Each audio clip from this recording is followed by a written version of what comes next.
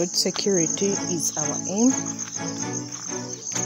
So me and my team, we are planting beans. We've finished all that area and we've planted beans and some little maize here for our home consumption and also feeding the workers at the farm.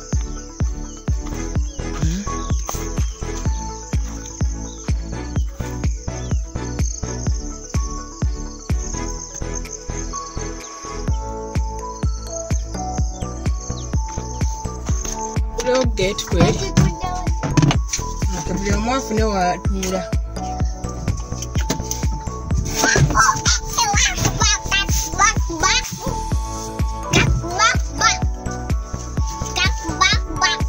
Okay.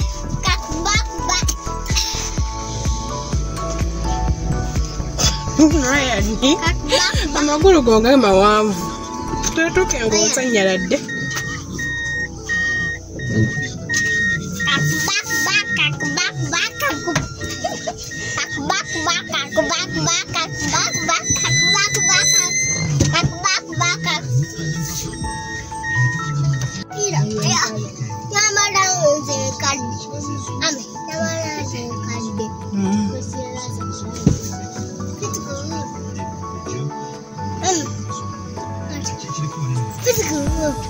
So we are going to our town center to carry out some errands. We are going to cut our hair and also repair those bicycles.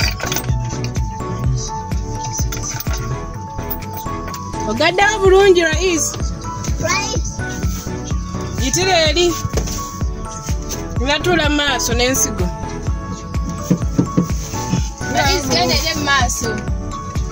Gende maaso.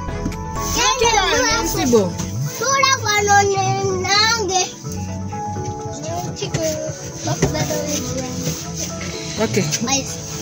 Gatekeeper.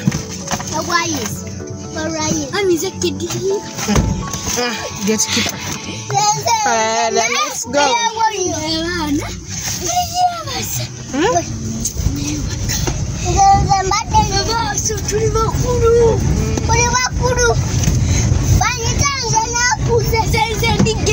Hello my people, hope you are doing okay. Welcome to Hanimi's World. Welcome to the channel that inspires you to do agribusiness. So in today's vlog, I'm going to take you through how we carry out medical checkups and medical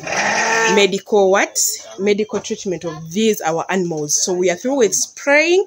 We have to deworm them orally, but we are not deworming today because we dewormed last Sunday. Then we inject them with neuromycin.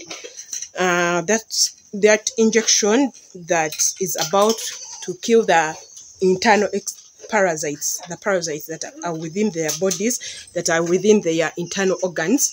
So after that, each and every goat, we inject it with multivitamin to boost its immunity system. Then we inject them with oxte. After that, we shall check each and every animal. If there is any issue, we inject them according to the issue. So my animals right now, the major issue they have is flu and cough.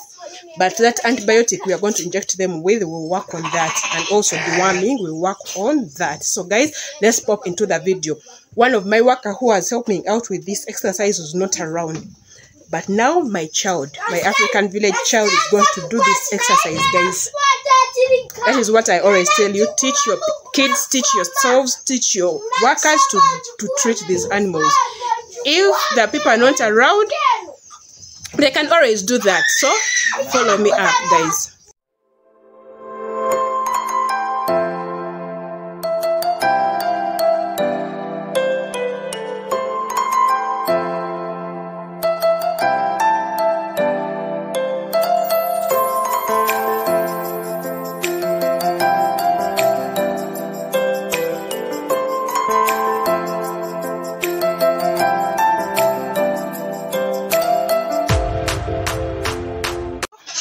These are the medicines for the internal parasite, the ivermectin, the neuromycin we are going to use. Then this one is the oxte, 20%. We use the long-lasting oxte, 20%. It has oxtetracycline, 200 mg. Yes, it is so good. So this is the multivitamins. We are going to use this type and also this. Then we've sprayed and we already warmed the other week. This is the exercise we use every after 3 months. Let the exercise begin.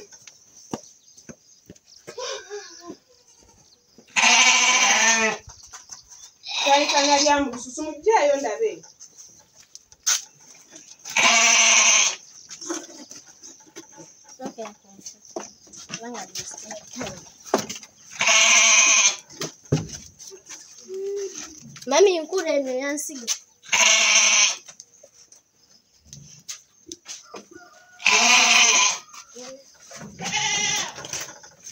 Bikwatra is jango bakwate. Ndeba sawansi. Bikwatra is zamagudu.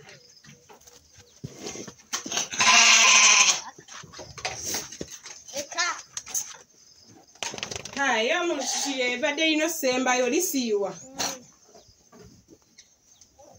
Linda ko oliri amulususu. Arenga liri no semba yolija jisiwe duke. Nani? Everybody semba yo why? This is right? Amen. So everybody semba yo there. So ko kube musujje. Mpesi musujje. Oxte. Ayo andaze wapya.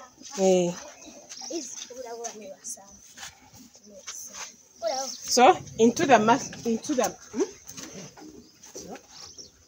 nyama. So dino kugomba. Kuba kugomba. Hurry up. Ebi yiso si birungi. Hurry up. What? Murusoso. So multivitamin. Naye mama tunamala kodde. Era nayo wali eri. Ngenda okuba ku kisambi eno sai.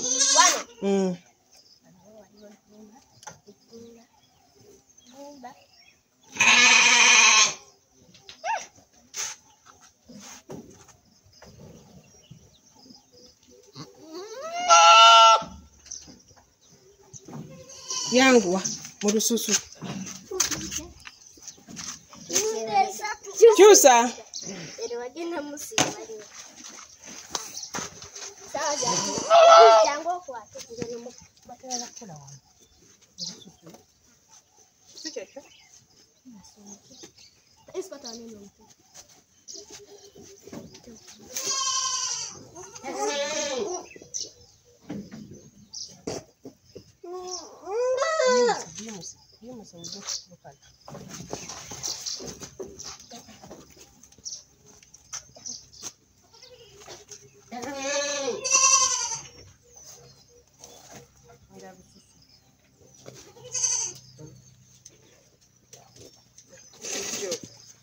Good job.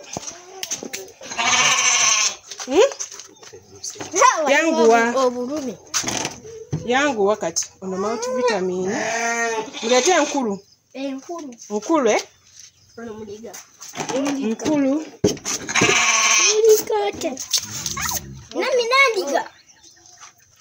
Mami ono. Mami. Wali omulume. Kwa. Ngajewulira. N'otateekawo. Oxygen multivitamin. Hurry up. Then oxygen. You know you put in intra.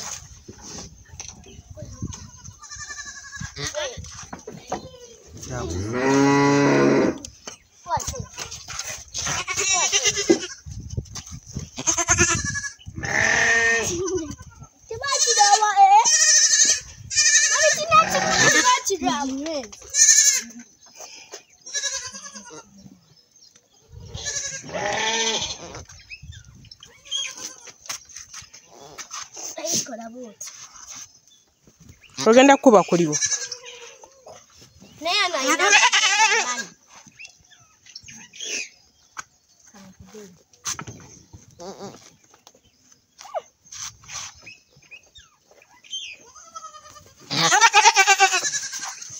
Don't put the injections down.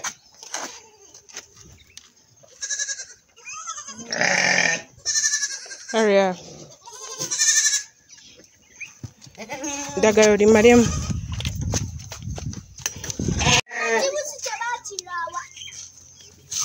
Go jisitula mu lususu, eh? You get the skin and inject. Hey Vincent, kwate embuzi sembeze eno. Easy mukwatireko. Oyo nume ejewulira, so you have to temuje kwasa girabe. Sembere atidde muleke. Mtufu.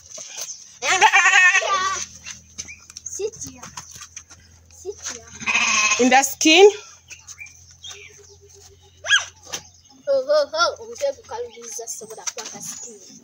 Should I help you? Yes. In the skin.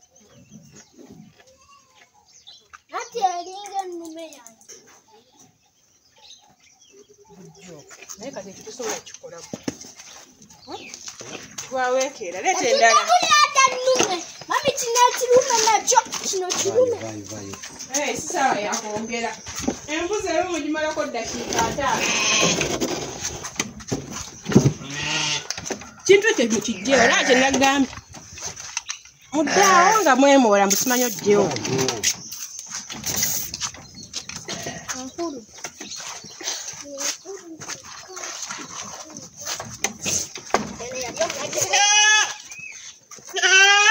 Naji, come for the injections.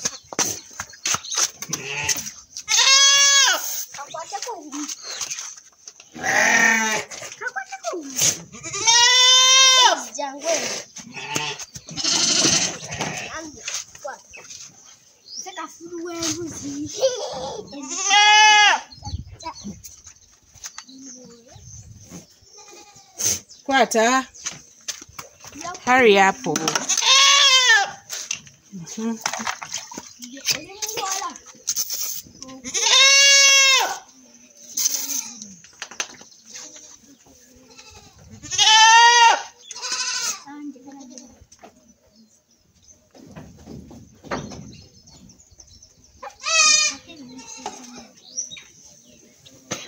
Najorao.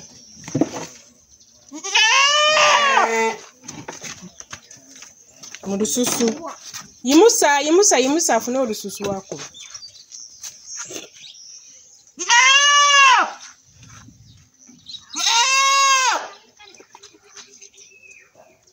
In the skin. Good job. Ngate bibasiwa. Kyakaba aligumira. Aligumira anti sosa na ddagala. Kangezezeka ddala tulabe. Mujjeyo ndala.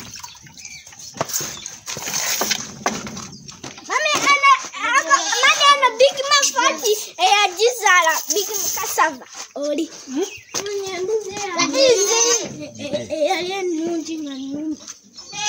What up to you, Kuno, Kawa Guru? And you said drug, eh? Jig. Baba kumpya tulabe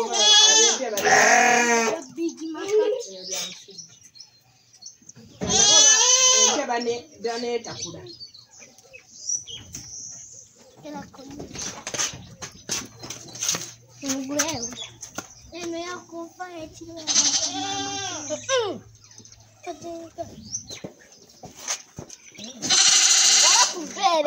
Mwenawe.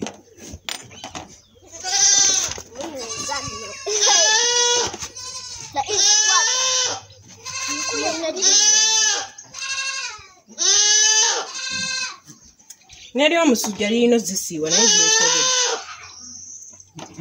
Ino lisiwa nno. Ine badde ejemye.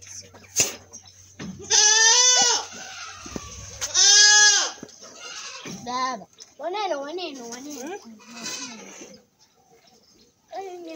Awo gumba.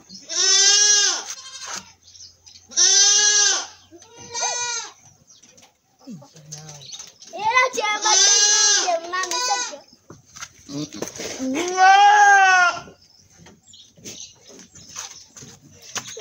Kwata. Hurry up, on another side. You can put on another side board. Hell, this is one. Neri omusujja limanyi basi. Era limusiye. Kiba kitegeeza liri libadde kadde. Kati lya mu lususwe. Mugi. Malika sezero. Nga lususu. Katulabe oba oyo anaamusiiwa. Eryo pya mu katale nalyo.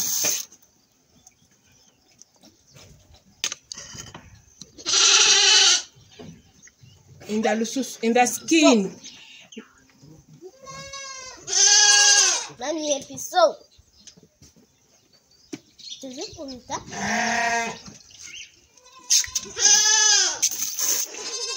That is jungle. Wait.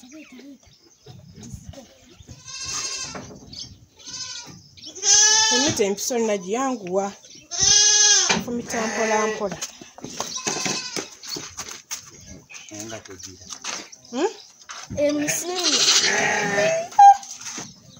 Mitima gy'akaluma.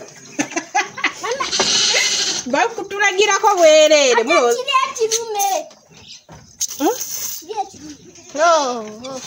Oyo yazaala eri. Mami, oyo yazaala eri ennume. Yagizaala eri. Kugaziye.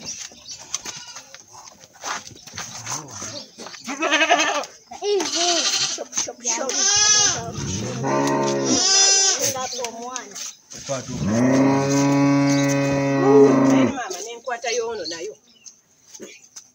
Nerinda omwana waayo.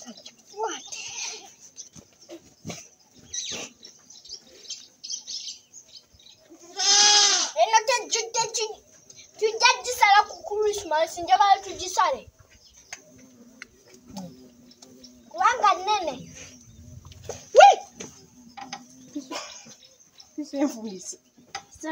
Ono alinga mami omwana we. Ono yazaala ogwo ogulume.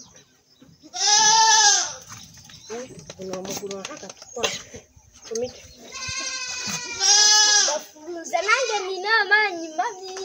Omita naki yanguwa. Here. Nana. Ate eno twagikula w'amaani n'abaka. Diggwamu. Lema. Nsize empiso. Kyusa.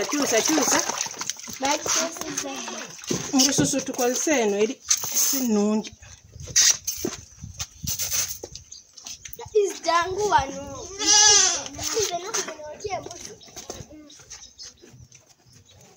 Mubadde ku ssomero sawa yakuba.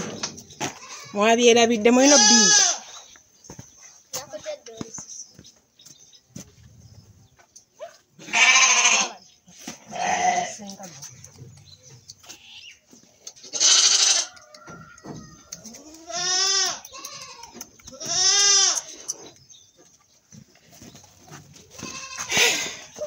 Nga tebeenyoola.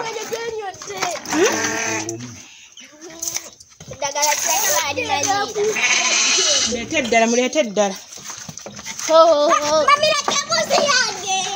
Naye manyi owonyera eno. Zena zikuba empiso y'okuwonyera. Beautiful. Toyagikuba okuwonyera. So that one has an injury. We are going to inject Calva soon. So hurry up. Kwata. Awonyera maaso.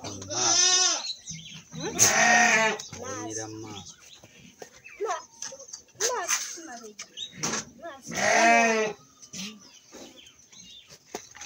Hey. Mama yap. No, ya kumita mnana.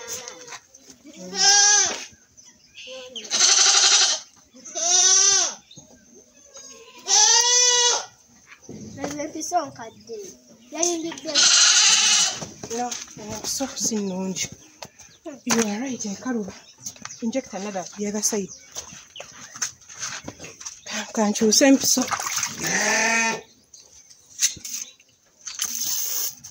Leeta eyo nteekemu. Oyagala kaba?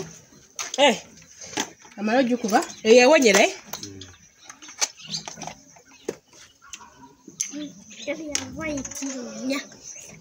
This one. Simanyi.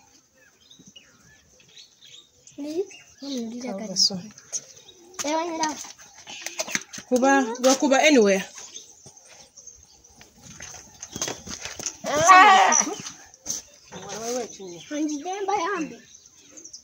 Good job, Naji. Good job. Later, that was good. Jay, what do you put that?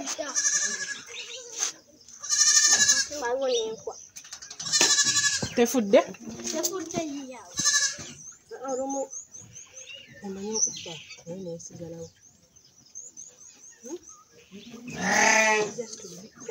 Labe okwazo.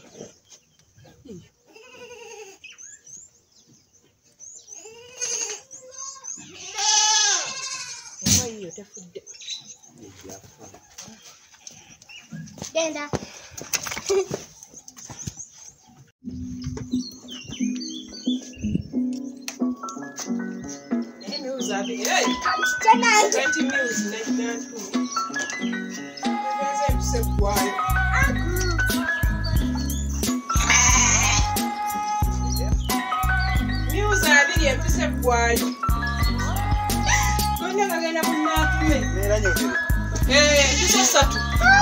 So now to me we are deworming 60 injection, 60 mils.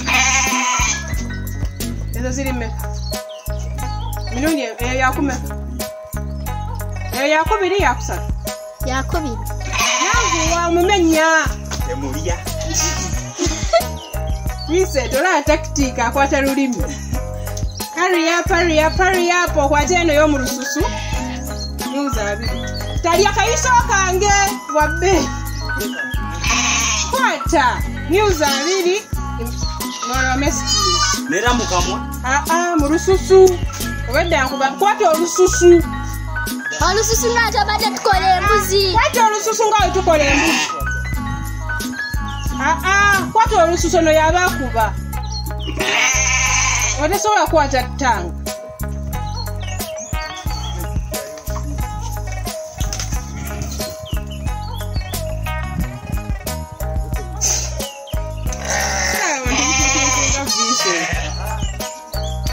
Kwata olususu nga tabadde tukola embuzi. Where is Vi? Where is Vi, yo? Nabadde tukugamba ku nabana jinga je. Tugende. Mu lususu okuba mu lususu ng'obadde tukola embuzi.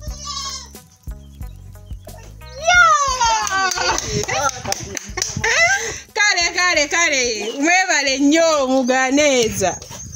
We are through with the exercise. As you can see, the spraying area is empty. We are so tired, guys. These are the empties we've used. We are going to dispose them off, and those are the animals. They are crying. It is time for browsing. Yes, goats browse while cows graze. So guys, we are coming to the end of the video. Yes, so thank you. Don't forget to subscribe Honeybee's Vlog, hit the notification bell, like and share. Bye. Bye.